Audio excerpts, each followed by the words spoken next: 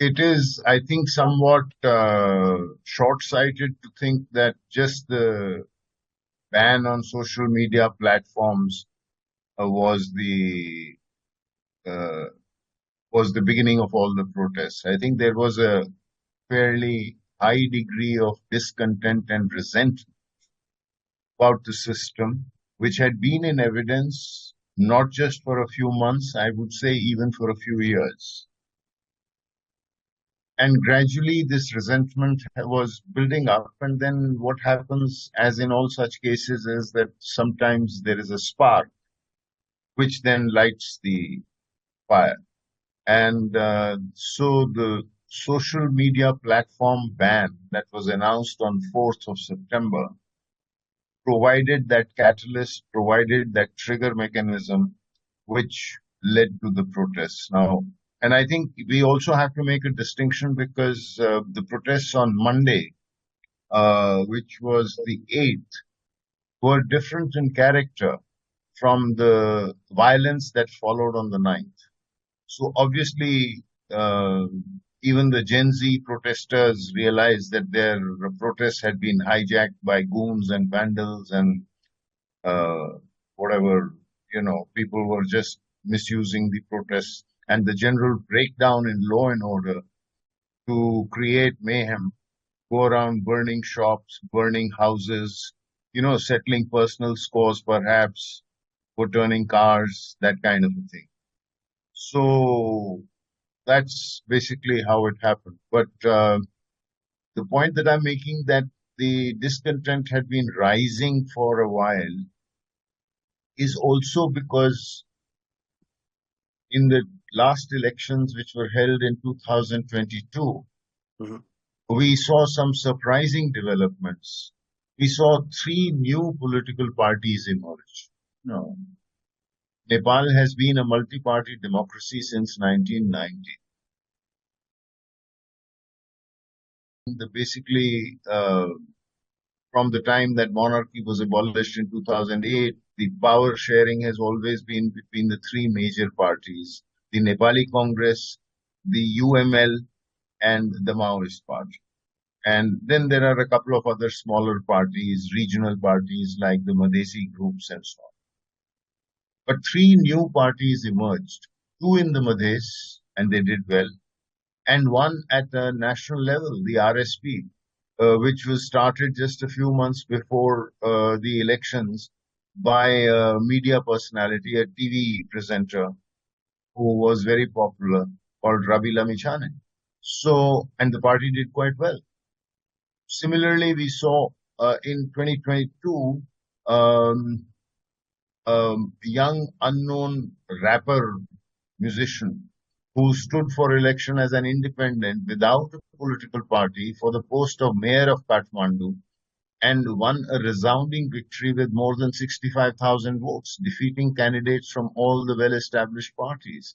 So I think these were all signs that reflected a growing disenchantment with the existing political party leadership. Mhm. So, and the ban on the social media platforms last week was the trigger that then It also resigned, and now Nepal Gen Zs are picking uh, Chief Justice Sushila Karki as the interim leader. These are the reports which are coming out.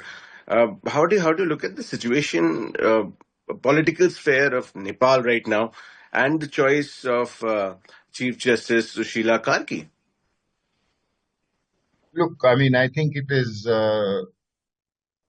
first of all, it is for the Nepalese to decide what form of governance they want. But clearly, what we are seeing is a political meltdown. There is a complete legal vacuum because there are calls for dissolving parliament, for example, and the Nepali constitution does not have a provision for interim governments of the kind that are being proposed.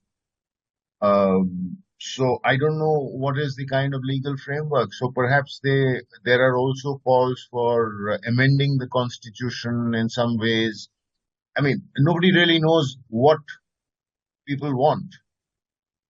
but it is possible that if they form some kind of an interim government, obviously it is not in keeping with the constitution. But if it is in keeping with what the people want, then so be it. So that's, but it's impossible to predict because the constitution does not provide for interim government. The constitution has a provision that, let's say, if you have a parliament and if nobody is able to form a government, then within 6 months the president orders new elections. I mean, that's the constitution. Uh, Now, so in that during that period, now obviously since Prime Minister Oli has resigned, he's just been asked to continue as caretaker, which is standard practice, as you know. So, but whether that continues or that doesn't continue, or if he's so unpopular that he can't continue as caretaker and they have to bring in somebody, then uh, constitutionally you don't have a provision of bringing in uh, an interim government led by a former chief justice or anybody like that in that sense. But so we'll have to wait and see what the people of Nepal want and who they choose. There are many other names. There are at least half a dozen other names in addition to Sushila Karki's name that are doing the rounds, whether it is Mayor Balen Shah, whether it is lawyer, somebody called O.P. Aryal, whether it is some other fellow who had Sudan Gurung, who had set up an NGO which is very successful and which has done a lot of, which has a lot of network, youth-based network in terms of providing disaster relief and help to people who get afflicted by floods and landslides and earthquakes. So, but then how do you get agreement on a name? I mean, what is the process of consultation? Is it that all political parties are now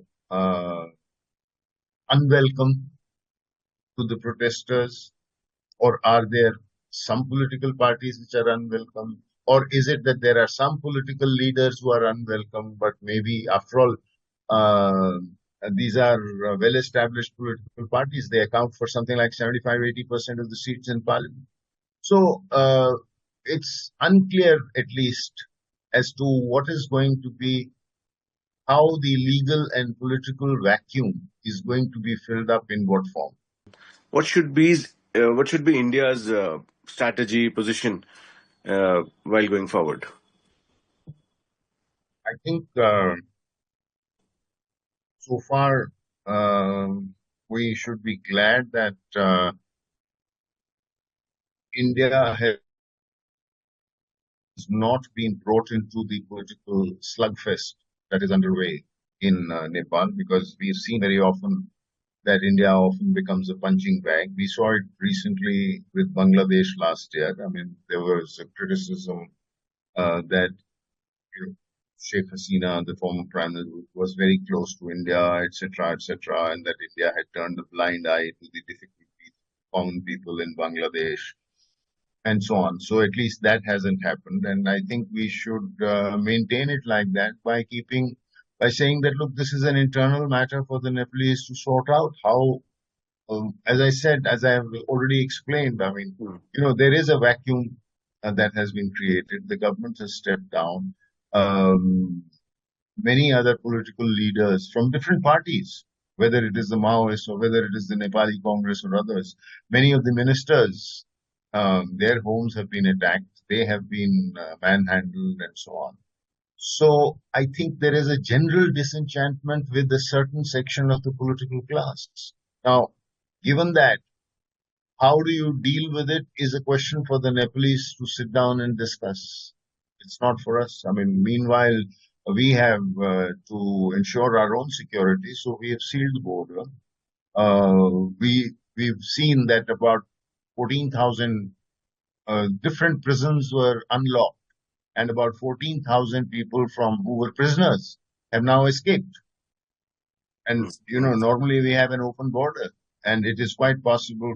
And it is also reported that the border police, the Sashastra Seema Bal (SSB), which mans the India-Nepal border, have been able to apprehend about 25, 30 of these prisoners who were trying to cross over into India, and I've handed them back to the Nepal authorities. So, I mean, we have to safeguard our own security. We don't want any spillover effects of the disturbances in Nepal. And meanwhile, we need to observe things carefully. We need to monitor the situation. We need to see who are the new leaders who emerge, what kind of policies they adopt, what kind of relations do they want with India, and then we'll take it forward.